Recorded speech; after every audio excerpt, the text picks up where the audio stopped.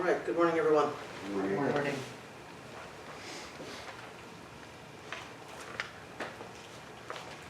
So someone once said of Sawaki Roshi, when I asked him about the Suez Canal Affair, I was very impressed with his answer, although I didn't quite understand what he meant. He said, you should cover the canal with a kesa. Kesa, right? So most people here probably aren't old enough to remember the Suez Canal crisis in 1956. But brief summary is that thing was a military operation. So Britain, France, and Israel invaded Egypt to regain control of the Suez Canal. So the canal company had been owned and operated by Britain and France since 1869. And in 1956, the Egyptian President Nasser, backed by the Soviets, nationalized this. In other words, he made it, he created the situation where this was owned by the Egyptian state. So it was no longer Britain and France running this company. Now it was owned by the Egyptian state. So this canal was a major trade route. It shortened the distance, the travel distance between Europe and Asia. So that's for people and for goods, right? So because this was a valuable piece of property, valuable piece of geography, various countries had been fighting over it for some time. Something like 2/3 of Europe's oil went through this canal. So clearly this is a strategic, important piece of geography. So when the Europeans invaded to regain control, then that touched off a nuclear threat from the Russians, and now we have escalation, and now we have a thing. So the U.S. threatened economic sanctions on the Europeans unless they withdrew. So, U.S. came in and put some pressure.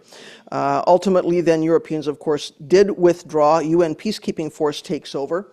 You would think this was the end of it, but it's not. All right? Tensions went on in that area. It did mark the end of Britain and France as imperial or colonial powers, right, after hundreds of years.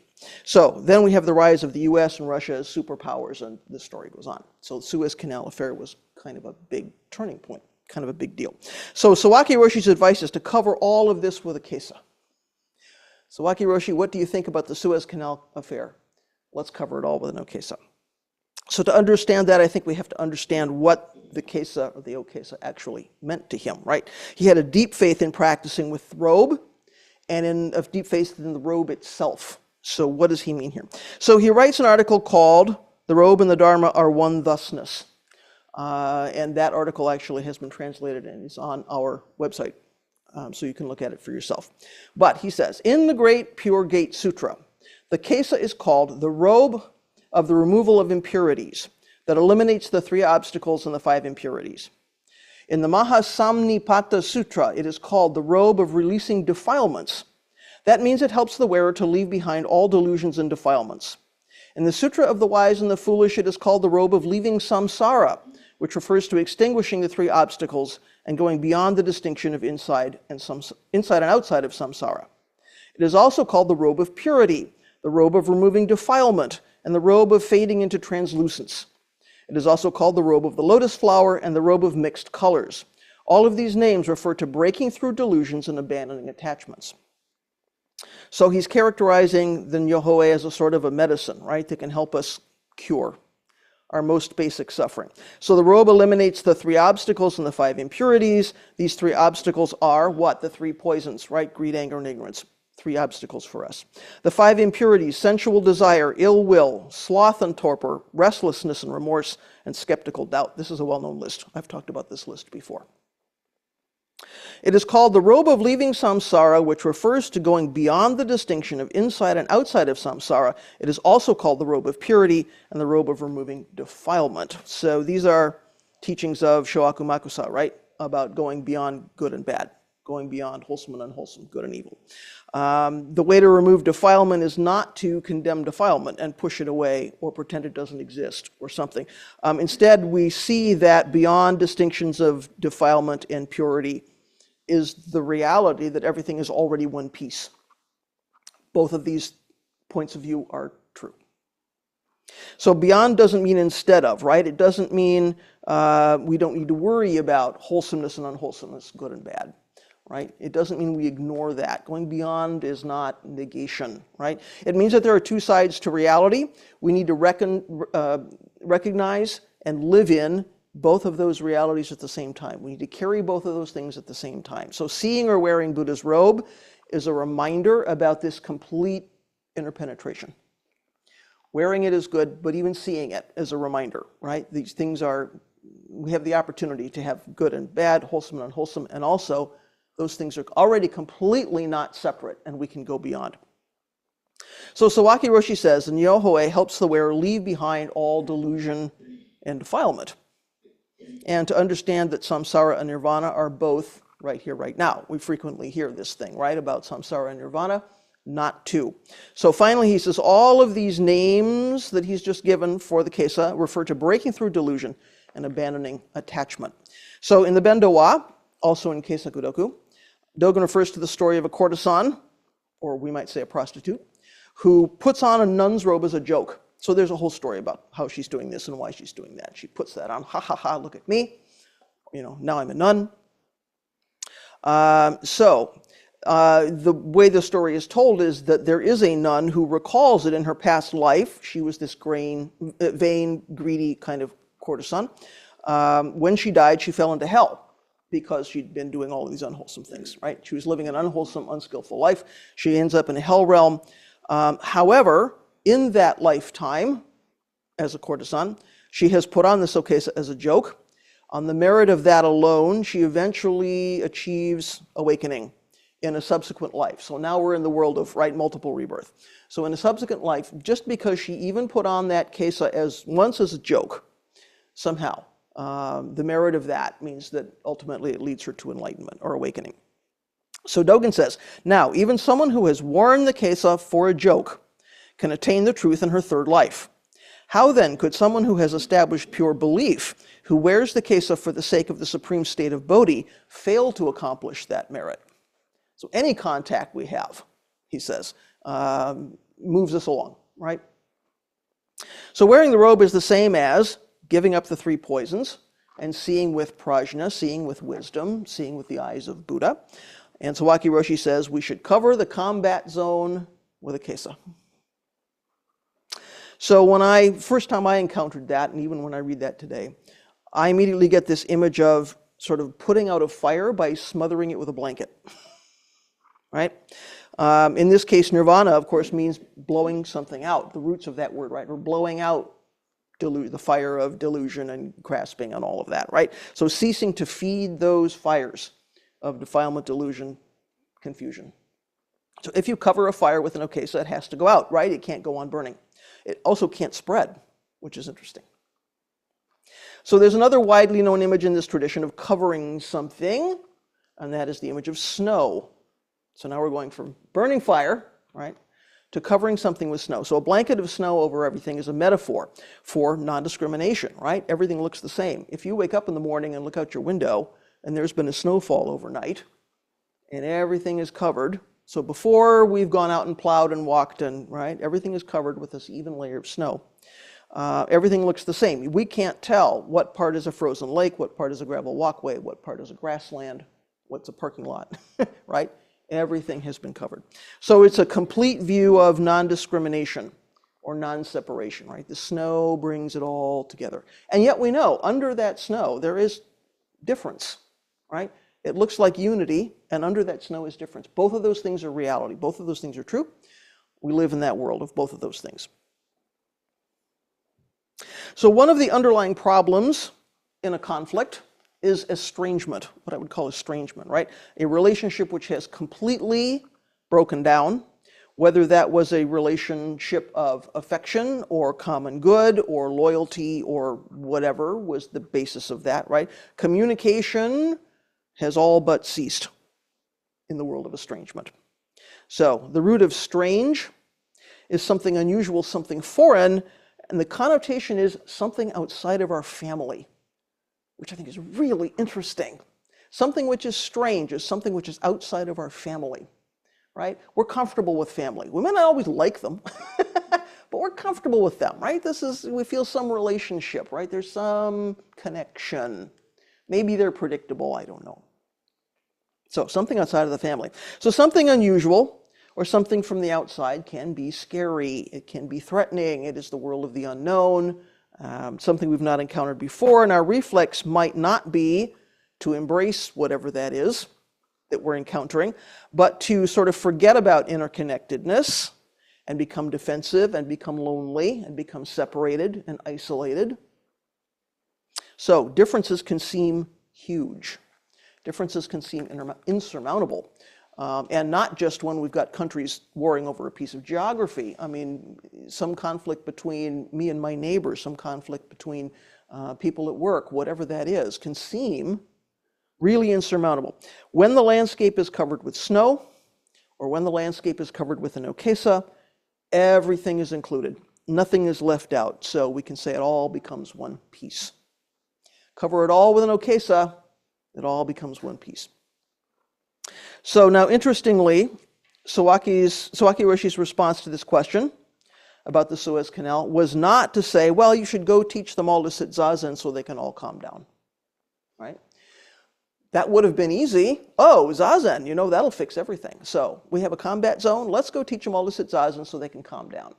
And of course, then we look at that and go, wait a minute, no, that means zazen has a goal, right? That means there's an outcome. We're teaching zazen for something, right? To use it as a means to an end. So instead he says, cover this thing with an okesa. The okesa eliminates attachment, brings everything together into one piece. So when we have that kind of viewpoint, we brought everything together as one piece. We're not ignoring difference, but we're also acknowledging sameness.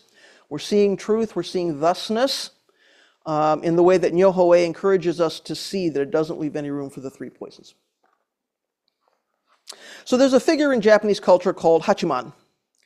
Hachiman started out as a Shinto kami. He was incorporated into Buddhism as a bodhisattva. So one of his roles is as a tutelary deity, a teaching deity for warriors, teaching archery, teaching martial arts. He's a patron saint, if you will, of samurai and protector of Japan as a country. Even so, with all of that responsibility, with those particular kind of responsibilities, Sawaki Roshi says he's often pictured wearing a 9-panel okesa. Now, you would not often think, at least we wouldn't in the West, someone who's a patron saint of samurai teaching martial arts would be wearing a 9-panel okesa. So you may know the 7-panel okesa is the one we wear every day. The 9-panel okesa is the one we wear if we're really leading a ceremony, if I'm giving precepts or something. I would wear a 9-panel. So if you go into a room and you look around and you can see somebody's wearing a 9-panel okesa, you know who's in charge that day, right?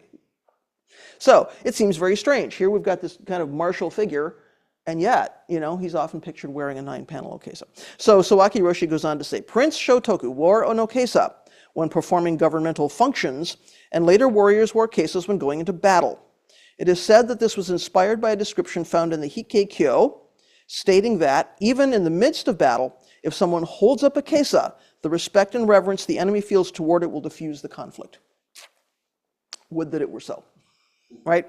I've been unable to track down a translation of that sutra with that quote because I'd like to see the context for that. If someone has one, send it my way.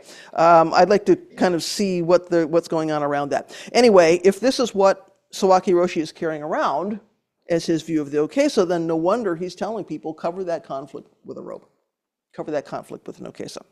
Wearing a robe brings the truth and reality of the Dharma right into the midst of a battle. So a battle has to be about separation. There's got to be an us and a them, and we're fighting over something. And there's separation right there. And it can be very, very difficult to see the one piece, to see the underlying sameness, to see the interconnectedness. What if, you know, we cover that thing with an okesa and we bring that perspective back? So here's this object that's completely, directly manifesting non-attachment, interconnectedness, because, as we've heard, the Dharma and the robe are one thusness. So how does that happen? Robe and one are one thusness. One reason is because of the three humilities, and I've not talked about the three humilities here before. So there is the humility of the knife. This cloth has to be cut into pieces before we can sew it back together and make a robe. So remember that at the time of Buddha's life, all of the cloth was hand woven. It had to be. There was no other way to make cloth. Somebody sat down and spent a lot of time and effort and skill weaving a piece of cloth. So a large piece of usable cloth was a valuable thing. So you could wrap it around the body. You could wrap things up in it and carry. carry things. You could use it for bedding. It had many, many different uses because it was one piece. It was in one long, big, unbroken piece. So to replace that one long, big piece of fabric meant weaving a new piece or buying one, probably at some expense. So that was not something you casually destroyed or threw around. So today, of course, we can buy all the yardage we want. We can go to the fabric store, pick anything. It's been quickly machine woven, usually at some kind of, depending on what it's made out of, some kind of affordable price. It's not that expensive. If we cut it up, even if we make a mistake cutting it up, we can pretty easily get some more. In Buddha's day, a big piece of cloth really kind of had a soul. And I don't mean to confuse, we often say there's no soul in this practice, but it's like that was a thing. In Buddha's day, if you had a big piece of cloth, that was a thing. When you cut it up, you really destroyed its useful life because there were so many ways in which that was useful uncut. So if you cut that thing up, that was something. That was kind of a big deal. So no wonder, originally, these robes are made out of rags, things picked off of corpses, things that had been chewed by mice, things that were no longer usable as one big piece of cloth. They were beyond that kind of life. And yet Buddha and his followers come along and say, we're going to take those pieces of cloth, we're going to connect them to each other, we're going to make something useful again, and we're actually going to wrap the body in that and see how many things become one piece. So the second humility is the humility of the robe. So we have to put stitches into this cloth. We have to make it rough, we have to make it uneven in order to construct the garment. So no matter what your garment is, if it's one of these, you can see we've put stitches here, we've made folds here. This is not a smooth piece of fabric anymore. Something else has happened. That means we have to pierce this fabric over and over and over with a needle so it starts out smooth, it starts out even. We make rows of stitches and seams, and somehow now it's not so soft and flexible anymore. We've changed the quality of that fabric. Third humility is the humility of the color. So we've talked previously about the need for these things to be a broken color. Black, white, clear red, clear blue, clear yellow. We stay away from those things, right? It needs to be a broken, muddy color. So these three elements make for a robe that not only keeps the practitioner's mind on the practice, it also doesn't arouse envy, it doesn't arouse clinging in other people. And we know the central question of nyoho is, is this thing likely to create attachment, desire, craving, greed?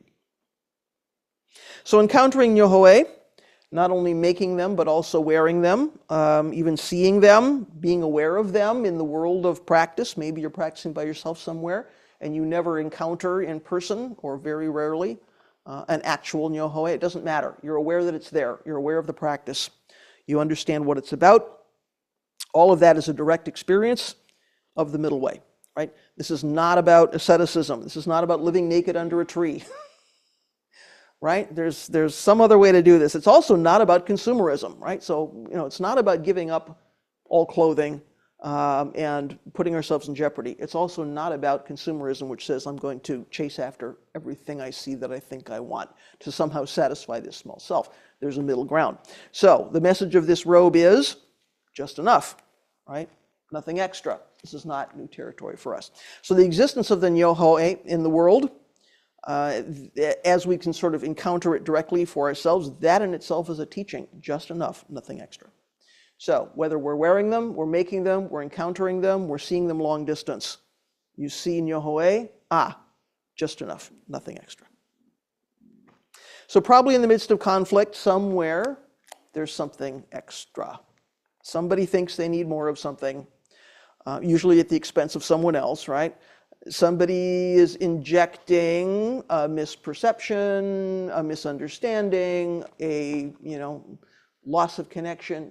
There's something extra in that conflict. The balance of interconnectedness is upset. Someone's not seeing reality as it is. So what's Sawaki Roshi really saying here when he says we should cover the conflict with an okesa? How can we directly bring truth, dharma, reality into samsara moment after moment after moment as we move through the world? How do we restore balance? Now, I'm under no illusion that if I wear an okesa into a street fight, that somehow, suddenly, in a golden glow, everyone's going to recognize interconnectedness and shake hands and go home. I don't think if you know the story of West Side Story, I don't think if I'd walked into the street fight, I would have shut that down, right? I'm not going to be naive like that. I'm also not thinking that magically I will be protected from harm. Sometimes we call these things in a joking way, Dharma armor. Or if you're going out to do takuhatsu, there's certain things that you wear, and sometimes we laugh and say they're putting on our Dharma armor because hand cover. It looks kind of like samurai, right? Hand covers and leg wraps and all of this. I'm under no illusion that if I go out in the world like that, somehow I'm going to be magically protected from harm. Nobody thinks it's that easy. But again, we need to ask ourselves, when we take vows, whether that's formally, going through jukai, or simply that's our own personal aspiration to practice, what are we doing? So, Buddhist vows are public by nature because we don't exist in a vacuum. We're not disconnected from anything. So whatever we intend to do, or whatever we really do, is part of a larger universal functioning because it can't not be part of that. So even our most private internal aspiration is not disconnected from the functioning of the universe. So whatever we're doing has some connection, has some relation to the larger world. So taking vows, putting on a robe, are the same act in some ways. We're wrapping ourselves in something and going out into the world. So it might be that in the morning, we come here, we do practice, we sit 2 periods, we do a robe chant, we put on a robe. It might be we do the robe chant and we don't have a robe, or we don't yet have a robe, and yet we're still wrapping ourselves in something. We take vows, we're wrapping ourselves in something, aspiration, dharma, clarity, something, and we're taking that into the world. So, here's a quote from Aoyama Shundo. She's an important contemporary nun in our tradition. Not directly in our family line, but she knew Uchiyama Roshi. She often quotes him. She sometimes also quotes Sawaki Roshi. So there's some affinity there, right? She says, for a period of time, from birth to the end of life, we assume various kinds of costumes, such as the splendid attire of a queen, a beggar's tatters, a monk's robes, or fine clothes of a rich man. Almost everyone goes through life dazzled by those costumes. People have completely forgotten what to do with themselves. By taking off and throwing away all those costumes, we become naked. Well, isn't that an interesting way to think about our practice? So becoming naked, of course, is dropping off body and mind, dropping off ideas about who we are and who we think we ought to be, and trying to be someone we like better, and all of the things that go with building that small self. So much of that identity is expressed in the way we present ourselves, right, for other people to see. Maybe that's clothing, maybe it's deportment, maybe it's posture. It could be a lot of things. What are we carrying into the midst of universal functioning? Are we carrying into that hindrance, delusion, self-centeredness, writing stories, or are we carrying in wisdom and compassion? We get to make a choice. So I think this is now an interesting intersection. On the one hand, we wrap ourselves in vow, in aspiration, which could be represented by nyoho-e. It can be a sort of an armor, sort of support, right, for our practice. On the other hand, we drop off all of our various fabrications, our coverings, our thought coverings, right, in order to manifest our true selves. So what does it mean to become naked by putting on a robe? Isn't that an interesting intersection? So consider how your clothing life enhances or hinders your aspiration. Doesn't matter what you're wearing. Buddhist tradition offers some Dharma gates related to this question that I'm guessing most folks in North America may not yet know about. They come from the Avatamsaka Sutra, or the Flower Ornament Sutra. This is a huge and very important sutra in East Asian Buddhism. There's a lot in there about interconnectedness of the one and the many. There's a lot of psychedelic images about Buddhas and Buddha lands, so if you enjoy flowery writing, might be a text of choice, right? There's a section in there of 140 verses that can be taken as, I think, little moments of practice. There's little 4-line verses in there. So some of those have been turned into the verses we use every day in the Senmon Soto or in the temple, right, when doing basic things. There is a verse for entering the bath. There is a verse for shaving your head, for brushing your teeth, for washing your hands, for eating a meal. There is a verse for everything. So, as it happens, I write an essay about one of these every month, which goes up on the Dogen Institute website, so you can check those if you like. There are enough verses there that I'll probably be writing that column for about 10 years. So you can imagine 140 verses and how long that takes. Anyway, there are some verses there that we can use related to our sort of daily clothing life. I'm slightly adapting them here from the original sutra language, which is what I also do in the column to make them a little more accessible for us. So verses sometimes in the sutra, the verses sometimes go in sequences. There's a whole group of them about coming into the zendo and getting ready to do zazen and then doing zazen. There's a whole series about bathing and brushing your teeth. There's a whole series about eating a meal. So you can see people moving through the day with all of these gathas. So there's a sequence for going through ordination. One verse says, shedding lay clothing, I vow with all beings to cultivate roots of goodness and abandon the yoke of transgressions. So later on, there's a sequence then about dressing as a quote-unquote monk. Putting on lower garments, I vow with all beings to wear the foundations of goodness and have a sense of humility and conscience. Putting on a belt, I vow with all beings to bundle roots of goodness and not let them be lost.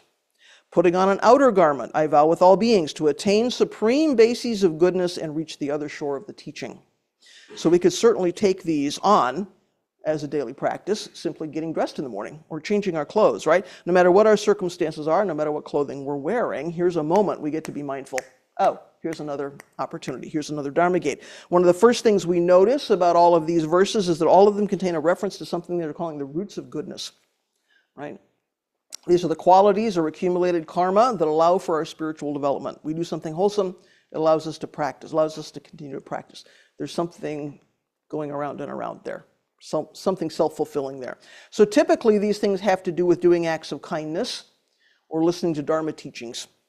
So we could let our daily routines of dressing and undressing serve as Dharma gates or reminders kind of all day long, right? To take care of beings, take care of all beings, acts of kindness, looking for Dharma gates, engaging with Dharma study with body and mind, right? We get a chance to do this every single day.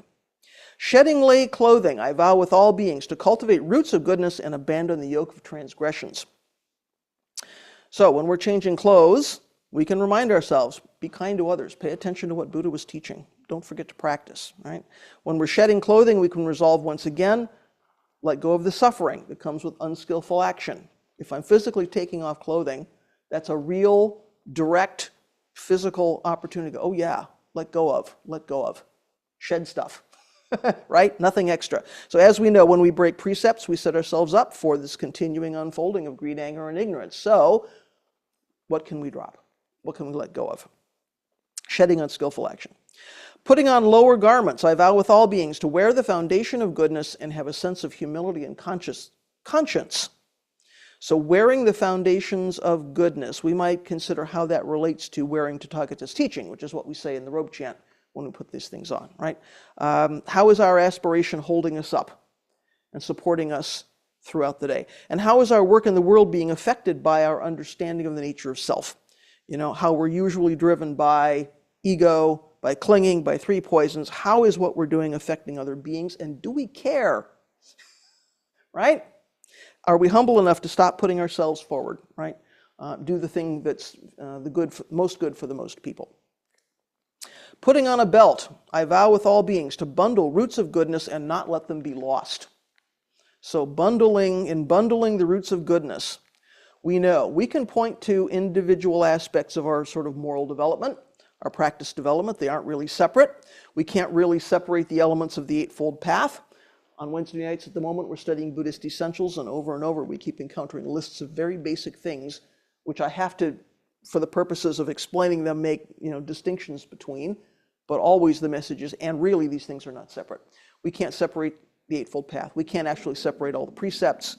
We can't, there's just lots of things that we provisionally talk about, and yet we know they arise and perish together. So not only does one reinforce our practice of the others, but we need to see them all as elements of this same one unified reality and see how they're tied together. So provisionally we might say, today I'm going to work on right speech. But the reality is, it's not separate from anything else in the Eightfold Path. These things have to be taken on together. Putting on an outer garment, I vow with all beings to attain supreme bases of goodness and reach the other shore of the teaching. So now we've gone from inner, underlying foundations of goodness to an outward perspective that points to nirvana, points to awakening. On this one body, we're wearing inner garments and outer garments, right? There's the inner stuff happening, and then there's the deportment, there's the carrying through, there's the external action. So these verses are all still about roots of goodness and remembering to practice, and it's a direct experience of there being really no inside and outside. Provisionally, we can say there's the things we show on the outside, there's the things we're doing on the inside. But there's just one body here, right? And there's one unified reality. So samsara and nirvana, inside, outside, just a complete manifestation of Dharma. And of course, if the last step is to put on a physical nyoho-e, then there's the additional tangible layer of reality. So the simple act of getting dressed, we have an opportunity to decide again and again and again and again to live in Buddha's way. What does that mean? What am I taking into the world? We get to wear and carry that aspiration as we go forward. Our clothing helps us to create the container in which we're practicing. And we might not kind of think about that, right? Whether we're practicing in the Zendo or out in the world, our clothing is helping to create that container. So I remember years ago, as a layperson, I was spending a lot of time as a tenzo in the temple in which I was practicing at that moment. And I had a sort of it looked a bit like a samoe top, but I had a top that I always wore in the kitchen. I think at the time I thought I was somebody. I think at the time that was about being legitimate, right? But I did start to notice when I put that thing on, my brain went, oh, okay, this is time to practice. It's time to drop stuff and like focus on what you're doing. So there is something useful, right, that kind of holds us up and creates the container in which we practice. So we can have some intention about that and just sort of understand that it does provide a real support in our practice of wisdom and compassion for ourselves and for other beings. We can be a little bit thoughtful. Am I wearing today, something that is going to help me practice in the world or going to be a distraction from practicing in the world?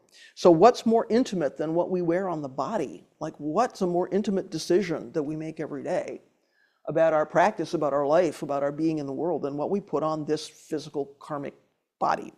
Doesn't it make sense to take just a moment in the morning and to consider whether what we're wearing is comfortable for ourselves, comfortable for others, likely to be a distraction for ourselves or for somebody else, right? Does it reflect our aspiration? That doesn't mean we write a story about who we are based on what we're wearing. If I don't look like a monk, somehow I'm not a good practitioner. No. I'm only allowed to wear black. No. But if we give it some thought, what am I doing? Am I dressing appropriately? If we're comfortable, then we can be natural in the way that we move, in the way that we act. We can be our true selves. We can really focus on what's happening here and now. That means everyone else around us can focus on what's happening here and now. If we're not creating noise, right? Koen Fran says one of his teachers used to say, if it's not about you, it's probably nyoho. What a great summary. If it's not about you, it's probably nyoho. So our clothing is, fully serving its purpose, nothing extra. It's not about us in that it's not about writing a story. It's simply about this is the appropriate thing, this is the skillful action at this time. So clothing that's not about the small self is the okesa that covers the canal. It helps bring a wholesome atmosphere, kindness, compassion, awakening, wisdom, bringing together honesty, authenticity.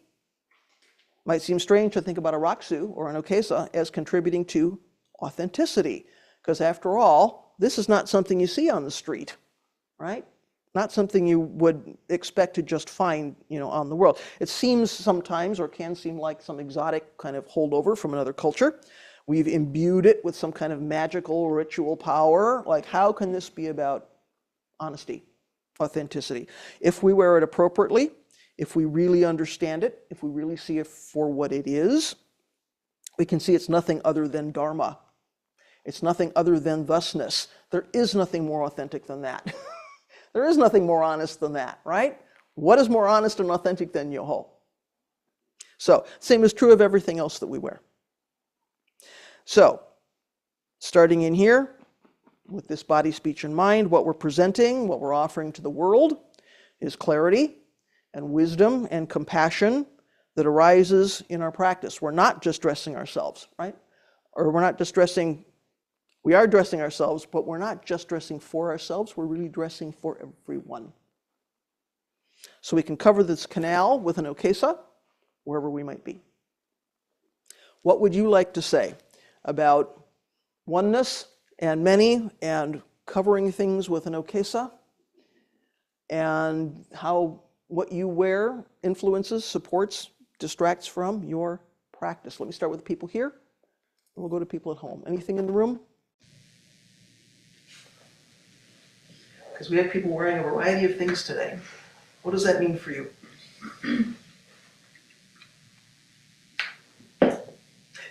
Please.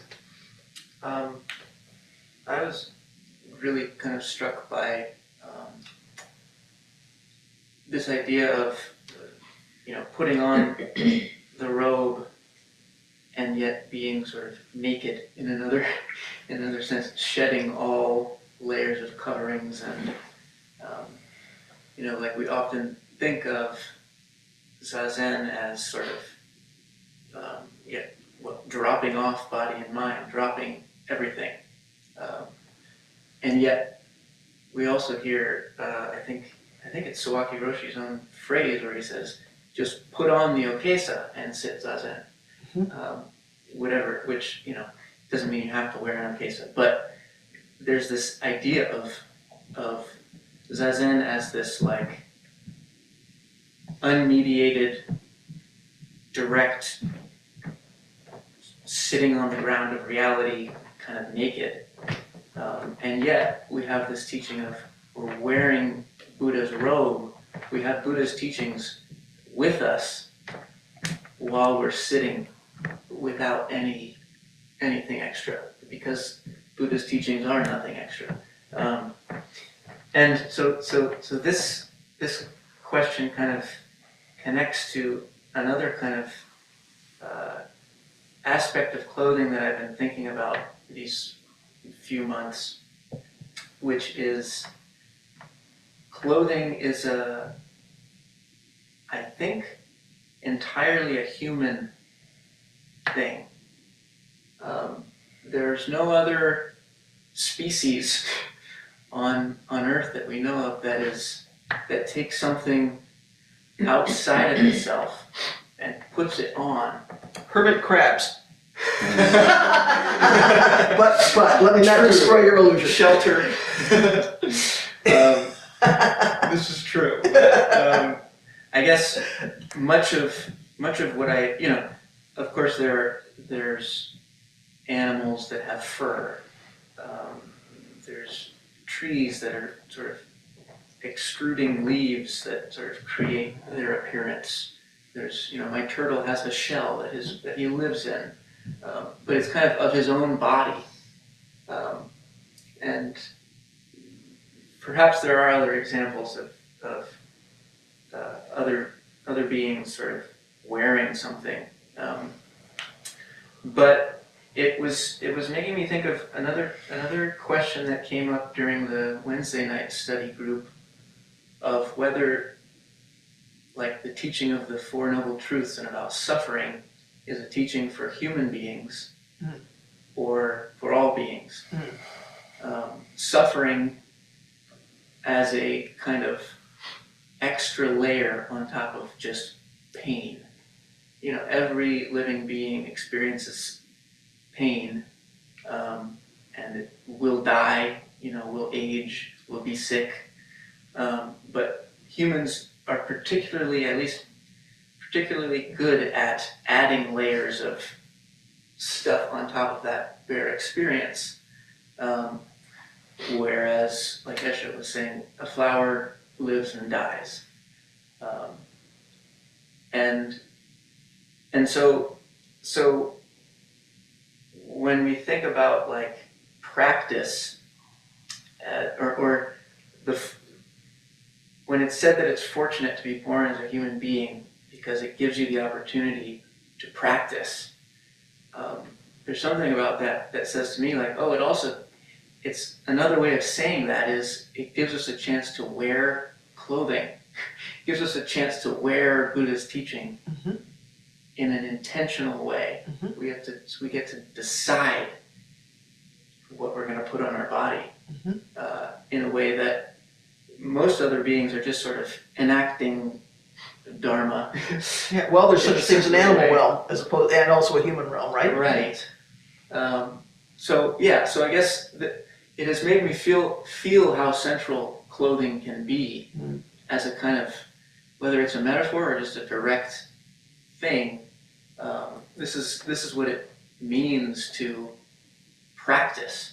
It's like we're sort of wearing practice, and that's part of what we can do as human beings. So isn't it interesting, when we're thinking about the karmic circumstances, human karmic circumstances, right? So this is the realm in which we practice, in this human realm. That goes with some karmic circumstances. We have a body. So we could say, oh my gosh, we're hindered by these karmic circumstances. I can't practice in this realm. I need to wait for the heaven realm because then everything will be okay and I can practice. Of course, the problem is the human realm is the only place we can practice. So on the one hand, we say, well, this karmic human suffering, needs of the body, all that stuff is a hindrance. On the other hand, what you're identifying is those karmic circumstances are also dharma gates.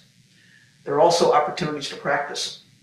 If we didn't have the human body, we wouldn't have the practice with nyoho-e, right? So, samsara and nirvana, not two. Here's another example. Clothing of any kind can point this back out to us, right? Samsara and nirvana are not two. It's all one piece. So, I think this is one of the interesting things about taking these gathas, these little verses throughout the day. It just keeps pointing out our human karmic circumstances mean we have to do things. We have to bathe, and we have to eat, and we have to use the toilet, and we have to do things. And at the same time, every one of those things is a dharma gate. Every one of those things is an opportunity to think about what I'm doing or to rededicate myself to practice. So the fact that if we're wearing these, we have to handle them in a certain way. I can't go into the bathroom wearing this. I have to take it off. You don't wear this in the bathroom. Well, during sesshin, when your time is limited, you start actually planning your bathroom breaks, right? Because you've got to get in and out and back to your seat, right? So the fact that I have to manage this and I have to take it off and fold it and I can't just drop it on a shoe shelf, I have to do something with it, do my business, come back, put it all on again. I could say, well, that's a real hindrance, that's a real nuisance. Or I could say, and there's an opportunity to practice with this robe, to handle it, to encounter it, right? To drop it, to put it back on. If you really take those things as dharma gates, something really interesting can happen. And that's not just, we all change clothes probably a couple times a day. What if we approached that saying, well, in these human karmic circumstances, I wear pajamas when I go to bed. Change your clothes. What does that mean? So that whole layer about how can you be naked when you're putting on clothing? How can you become naked when you're putting on something? I think it's a really interesting intersection. So I'm interested in somebody else's perception of that. Mark, please. Yeah, because this is one of the thoughts that I have in terms of one of the dark sides about being born into that human realm is also the fact that we have to live between the gaps between the idealized ways in which we can walk in the world and the actual ways that we do walk in the world. And I think that that's part of the hardest thing when I think about things like estrangement and defilement. And then when I'm coming down onto the cushion, all I can see are the ways in which all the defilements that are keep in coming to me. I think this is one of the questions, something that I have to practice with. We're always trying to find ways of being able to find the middle way or balancing different types of traits. But part of Buddhism, in one sense, in one sense, we have this great reverence for the traditions that we have. Why do we wear these things? Why do we bow? Why do we come in? We can ask these questions, but generally we do them because there's a particular respect and understanding that these things that have passed down have their reasons for being passed down, and we do them and we engage in reverence for our own providence. But also at the same time, there's another ethics of renunciation, that we're taking these worldly things that we're going throughout the world and renouncing them, and sometimes we're renouncing the things that we've acquired in the world at times that we've formed communities around the things that we are renouncing. I can't then now just go and renounce my wife, even though she is not a Dharma practitioner, or my friends, or the house that we live in, all of those various types of things that aren't 100% completely in line with upholding the precepts all of the time. And so that sort of renunciation, in the classic Buddhist mythos, we think of Buddha leaves his wife and kid, and in the sutras, conveniently enough, the kid turns out to be a great Dharma practitioner. But it's easy to imagine a different scenario in which you can cover this kid who's lost in the world because his dad went out to go find religion, right? And then, so I guess that's one of the things that I'm thinking about when we come in here is how do we find that way of balancing reverence with renunciation? That's an interesting intersection, isn't it? Because then we also have to consider, what are we actually renouncing? Are we renouncing those things, or are we simply shifting our relationship to those things, right? Yeah. And how we see those things. So to have plenty of friends who are not Dharma practitioners, no one would say that was a bad thing. Maybe they're out there committing unwholesome acts, and then we need to look at our own relationship there, right? But if in the big world everything is actually one piece, there is no such thing as renunciation, right? We can't possibly walk away.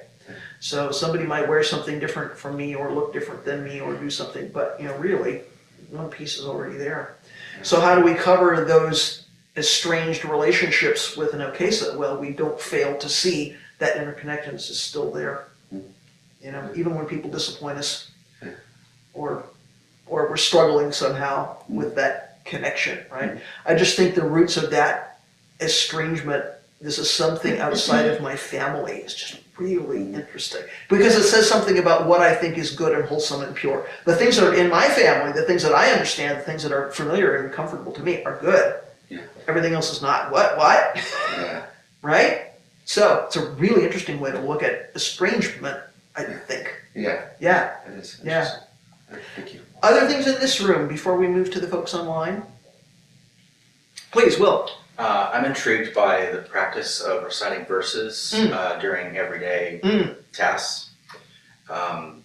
One, it seems like a very practical mindfulness exercise, perhaps avoiding compartmentalization of like, here's my Buddhist practice and here's my real life, or everyday life. And then, I'm sorry if you characterize verses this way, and I just missed it, but I like the idea of verses being clothes for the mind.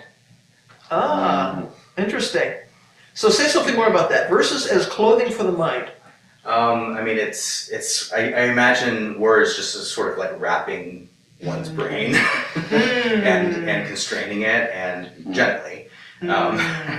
Supporting it, maybe. Yeah. Holding. I mean, there is a certain amount of constraint there if we're being constrained from unwholesome action. I'm remembering what Buddha taught. If it's a mindfulness exercise, I'm remembering what Buddha taught. Oh, that means I'm going to not do that unwholesome thing that I might have done, right? So verses as clothing for the mind, that's interesting.